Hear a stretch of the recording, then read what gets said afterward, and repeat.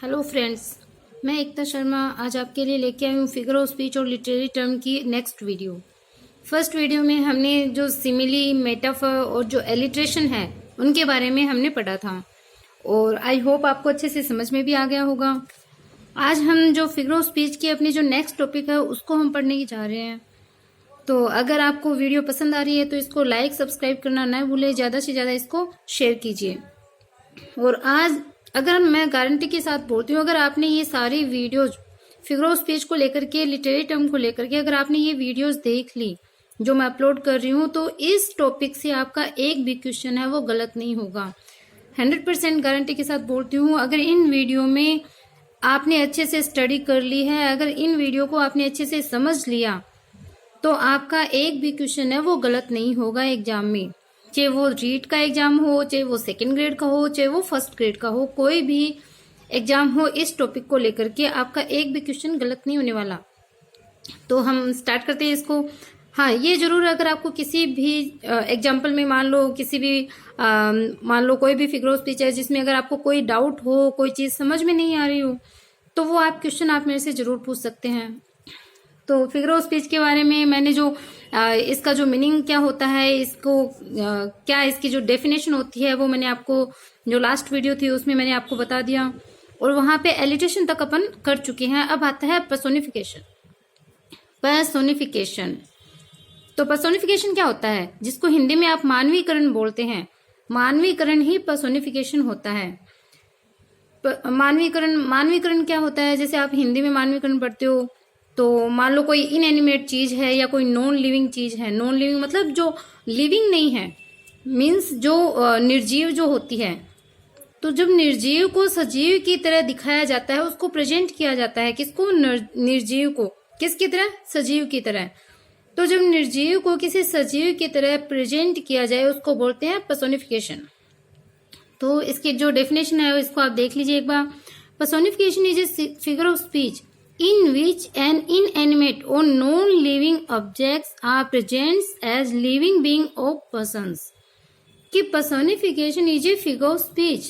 personification एक ऐसा figure of speech है in which, जिसके अंदर क्या होता है, an inanimate और non-living object की जो inanimate जो होते हैं या non-living जो object होते हैं, मतलब जो निर्जीव जो तत्व होते हैं, are present, उनको प्रेजेंट किया जाता है कैसे, as living being or persons की, लिविंग बीइंग की तरह, ह्यूमन बीइंग की तरह या फिर किसी एनिमल की तरह, मतलब जो लिविंग हो, लिविंग की तरह उसको प्रेजेंट किया जाता है नॉन लिविंग को। देखो इसकी एग्जांपल देखते हैं।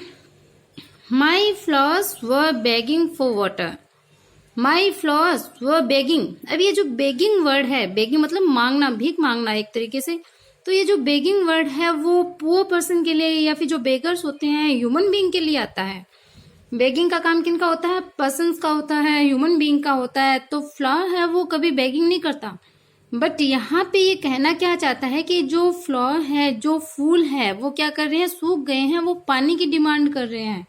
लेकिन बेगिंग है वो किसका काम होता है, ह्यूमन बीइंग का होता है। अब नॉन लिविंग ये जो है, इसको लिविंग की चीज है वो बता दी, मतलब जो ह्यूमन बीइंग के जो काम करने वाली जो वर्ड है वो फ्लावर के लिए यूज में लिया गया है। देन ये क्या हो गया, पर्सोनिफिकेशन। यहाँ पे फ्लावर को पर्सोनिफाई किया गया है, इसका मानवीकरण किया गया है, ह्यूमन बीइंग की तरह इसको यूज में लिया गया है। सेकंड देखते हैं, the moon smile at the stars in the sky. The moon smile. देखो स्माइल कौन करता है, पर्सन करते हैं, ह्यूमन बीइंग करते हैं, लोग करते हैं, बच्चे, मान लो कोई लेडी है, जेंट्स है, तो ह्यूमन बीइंग जो होते हैं वो स्माइल करते हैं। मून स्माइल नहीं करता। मून है, सन है, ये मान लो सन के लिए कोई एंग्री वर्ड दे दे, तो एंग्री होने का काम किसका होता है, ह्यूमन बीइंग का होता है, सन का नहीं है। जैसे स्माइल करने का काम है वो ह्यूमन बीइंग का है, मून का नहीं है। मून स्माइल नहीं करता। बट यहाँ पे क्या दिखाया है, the moon smile at the stars in the sky, के स्काई में स्टार्स की ओर मून है वो स्माइल किया, मून ने स्माइल किया।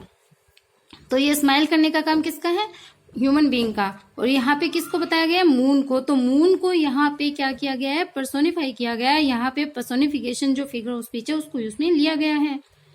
थर्ड देखते हैं, time and tide wait for none. तो ये एक फ्रेज भी है कि टाइम एंड टाइड वेट। अब ये वेट करने का काम किसका होता है, ह्यूमन बीइंग है वो इंतजार करते हैं समय और ये जो टाइड है, तो ये एक फ्रेज है कि ये किसी का इंतजार नहीं करता, बल्कि ये जो वेट करने का काम है वो ह्यूमन बीइंग का होता है, पर्सन का होता है। बट यहाँ पे टाइम एंड टाइड के लिए आया है, तो यहाँ पे बोला है time and tide wait for none. तो जो टाइम होता है वो किसी का इंतजार है वो नहीं करता, और ये वेट ह्यूमन बीइंग का वर्ड है। लेकिन यहाँ पे टाइम एंड टाइड को पर्सोनिफाई किया गया है, पर्सोनिफिकेशन जो फिगर ऑफ स्पीच है उसको यूज में लिया गया है। 4 देखते हैं, the wind whisper through dry grass. The wind तो हवा, जो विस्पर है मतलब जो विस्पर वर्ड है वो किसके लिए आता है? बुदबुदाना। बुदबुदाते कौन है? ह्यूमन बीइंग, पर्सन्स है, वो विस्पर करते हैं, बुदबुदाते हैं। थोड़ी सी जो फुसफुसाहट होती है कानों में, जो धीरे से अपन बात करते हैं, उसके लिए विस्पर वर्ड आता है। देन यहाँ पे क्या बोला है? विंड के लिए यहाँ पे ये जो विस्पर वर्ड है वो आया है, the wind whisper through dry grass. तो यहाँ पे विंड को पर्सोनिफाई किया गया है, पर्सोनिफिकेशन को इसमें यहाँ पे यूज लिया गया है इस एग्जाम्पल के अंदर। तो ये जो 4 एग्जाम्पल है वो पर्सोनिफिकेशन को समझाने के लिए बताए हैं। तो यहाँ पे जब किसी नॉन लिविंग का मानवीकरण लिविंग बीइंग की तरह कर दिया जाए, वहां पे पर्सोनिफिकेशन फिगर ऑफ स्पीच है वो आता है। आपको बस एग्जाम्पल में एक ऐसा वर्ड देखना है कि जो ह्यूमन बीइंग के लिए काम में आता हो, और यहाँ पे ह्यूमन बीइंग का कहीं कोई चीज नहीं है। यहाँ पे फ्लो को किया गया है, यहाँ पे मून है, यहाँ पे टाइम एंड टाइड है, यहाँ पे विंड है। तो ये चीज आपको देखनी होती है। नेक्स्ट, पन। पन जिसको हिंदी में आप बोलते हैं श्लेष अलंकार। तो पन है वो, ये जो श्लेष अलंकार आपका हिंदी का होता है, इसको क्या क्या बोलते हैं हिंदी में? जैसे इसको अगर अपन बोले, इसकी डेफिनेशन दे, तो जैसे शब्दों का जो खेल होता है उसको बोलते हैं पन। द प्ले ऑन वर्ड्स, मतलब वर्ड्स के साथ खेलना, शब्दों के साथ खेलना। तो देखो, कोई मान लो कोई एग्जांपल दे दिया, उसमें एक वर्ड दे दिया, उस वर्ड के जब 2 या 3 मीनिंग निकल रहे हो, तो उसमें जो पन है वो पन फिगर ऑफ स्पीच है वो आता है। एक तरीके से शब्दों के साथ खेल होता है। देखो इसकी डेफिनेशन देखते हैं, the use of words in humorous way. Humorous way के साथ में, एक हास्यात्मक रूप से, मनोरंजन के साथ में, मजाक के साथ में जब वर्ड्स को यूज में लिया जाना। To have more than one meaning but similar in sound, मतलब साउंड उसका सिमिलर होता है, सेम साउंड होता है, बट उसके जो मीनिंग है वो मोर देन वन होता है, मतलब एक से ज्यादा उसके अर्थ वो निकलते हैं। और उन वर्ड्स को एक ह्यूमरियस वे के अंदर उसको यूज में लिया जाता है। तो वहां पे कौन सा फिगर ऑफ स्पीच होता है? पन। देखो एग्जाम्पल के रूप में अपन देखते हैं, N ambassador is a person who lies abroad for his country. N ambassador मतलब जो बड़ा आदमी होता है, जो मतलब बाहर जाके कोई काम करता है। तो N ambassador is a person, कि एम्बेसडर वो एक ऐसा व्यक्ति है, हु लाइज अब्रॉड, जो कि अब्रॉड में रहता है, मतलब विदेश में रहता है, देश से बाहर रहता है।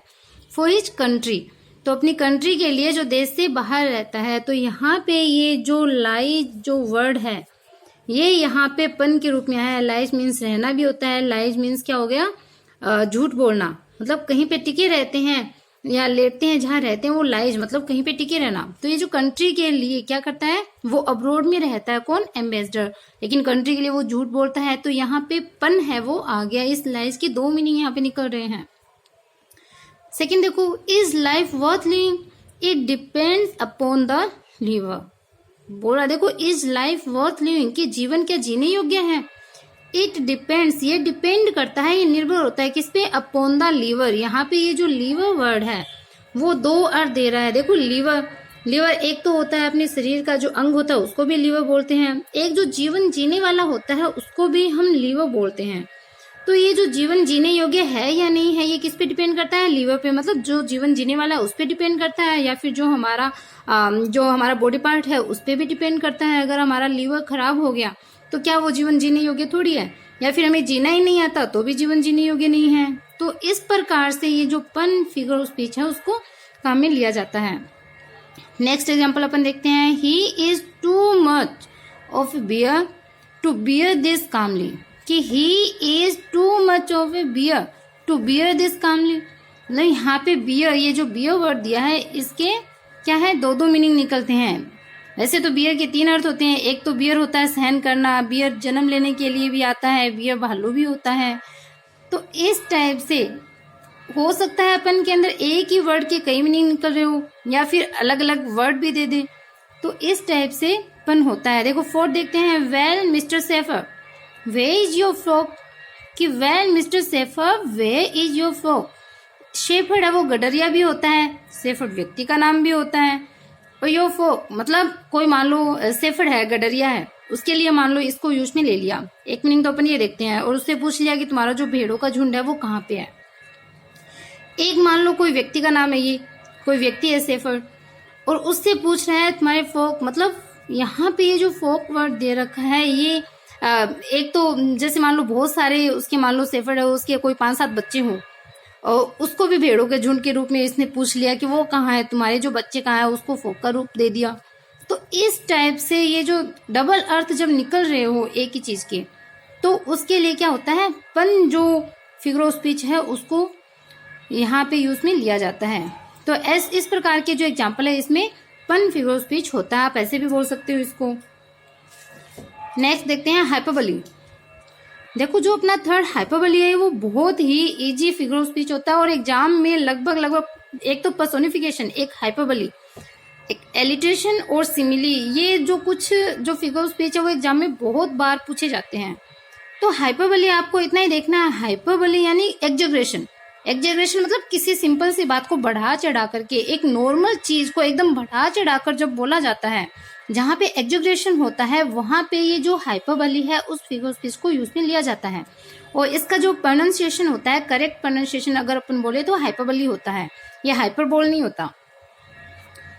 तो hyperbole is a figure of speech that uses extreme exaggeration to make a point emphasis, मतलब एक पॉइंट पे जोर देने के लिए, उसको एम्फेसाइज करने के लिए एक्सट्रीम एग्जेगरेशन होता है। एक्सट्रीम मतलब बहुत अधिक बढ़ा चढ़ा करके उस चीज को बोला जाता है, उस पॉइंट को बताने के लिए, उस पॉइंट पे जोर देने के लिए कि हम किसी बात को एकदम उसकी तरफ किसी को अट्रैक्ट कर रहे हैं, अपने उस बात की तरफ किसी को अट्रैक्ट कर रहे हैं, देन वो क्या होता है, एग्जेगरेशन होता है। देखो अपना एग्जाम्पल देखते हैं, your skin is softer then silk, कि योर स्किन, तुम्हारी जो स्किन है इस सॉफ्ट, वो सॉफ्ट है किससे, देन सिल्क, सिल्क से भी सॉफ्ट है। कितना बोलो एग्जेगरेशन दिया है, हाँ उसकी स्किन सॉफ्ट होगी, बट सिल्क से भी सॉफ्ट कैसे हो सकती है, इतनी सॉफ्ट तो एग्जेगरेट करके बोली गई है स्किन को लेकर के। सेकेंड एग्जाम्पल देखते हैं, सी वेप्ट ओशंस ऑफ टीयर्स, कि शी वेप्ट मतलब वो बहुत ज्यादा रोई है, अपन ये नहीं बोल रहे कि बहुत ज्यादा रोई है, यहाँ पे देखो एग्जेगरेशन कर दिया, ओशंस ऑफ टीयर्स मतलब आंसू का एक समुद्र के रूप में उसने रोया, मतलब वो रोई है ऐसे कि उसके आंसू से समुद्र बह गया, मतलब बहुत ज्यादा रोई है।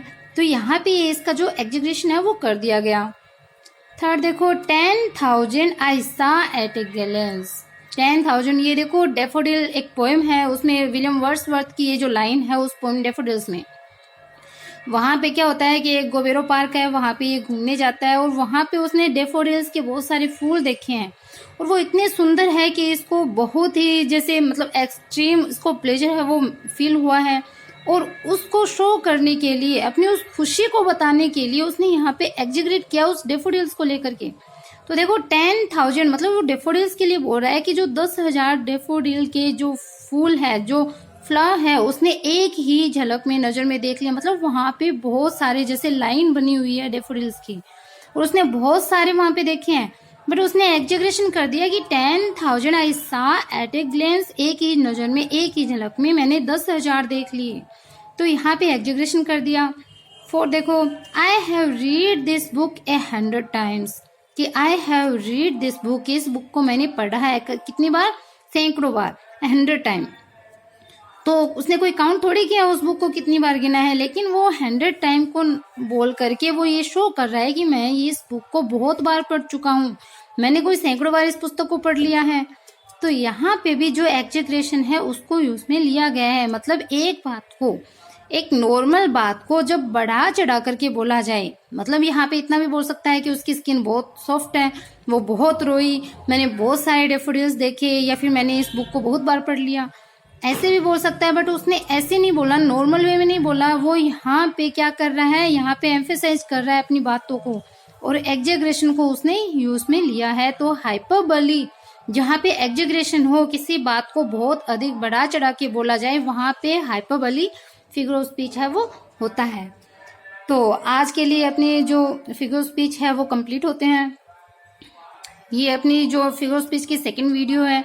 आई होप आपको अच्छे से ये जो मैंने 6 जो आपको करवाए हैं वो आपके एकदम क्लियर हो गया होगा। ये जो कंसेप्ट है अपना फिगर स्पीच को लेकर के, उसमें 6 मैंने फिगर स्पीच आपको करवा दिए और 6 आपके शायद क्लियर हो गए होंगे। यहाँ पे आपको कोई प्रॉब्लम नहीं होनी चाहिए।